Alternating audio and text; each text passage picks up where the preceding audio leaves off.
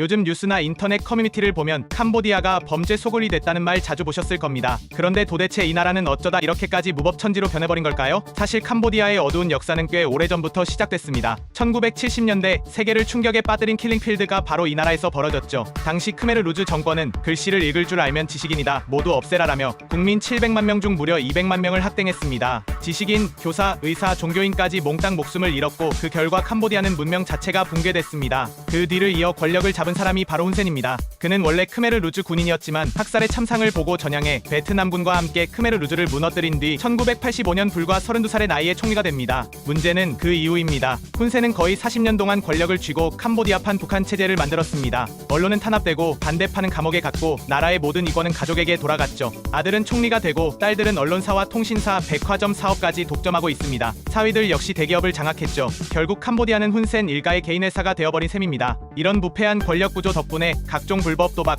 마땡, 카지노 그리고 사기꾼들이 마치 천국처럼 몰려들기 시작했습니다. 심지어 과거 한국의 부산저축은행이 캄보디아에 투자했다가 피해자 돈이 증발하며 파산한 사건도 있었습니다. 최근엔 상황이 더 심각해졌습니다. 2023년 이후 한국 범죄자들이 해외로 도피할 때 가장 많이 간 나라가 바로 캄보디아입니다. 중국이나 베트남보다 많아요. 올해만 해도 100명 넘는 한국인 범죄자가 캄보디아로 도망치거나 그곳에서 범죄를 저지르다 잡혔습니다. 그 이유는 매우 간단합니다. 단속이 느슨하고 경찰이 부패했으며 돈만 있으면 무슨 일이든 덮을 수 있기 때문입니다. 캄보디아 경찰은 신고해도 출동까지 반나절에서 3일이나 걸리고 코리안 데스크라고 불리는 한인 범죄 전담 경찰도 없습니다. 그러니 범죄자들이 캄보디아 가면 안 잡힌다는 걸 알게 된 거죠. 이런 환경 속에서 한국인 피해자도 폭발적으로 늘었습니다. 2023년 납땡, 감땡된 한국인이 21명이었는데 1년 만에 221명으로 10배 넘게 급증했습니다.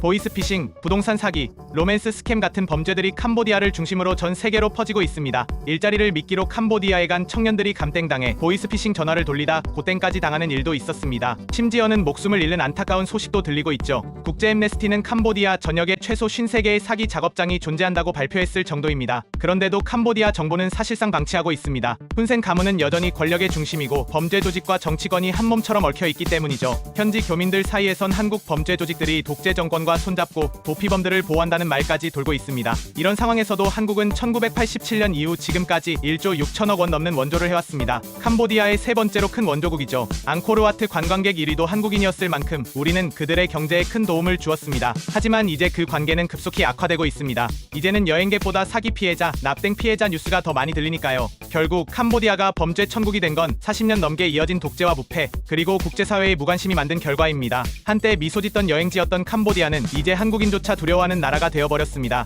오늘도 세상은 넓고 우리가 모르는 상식은 많습니다.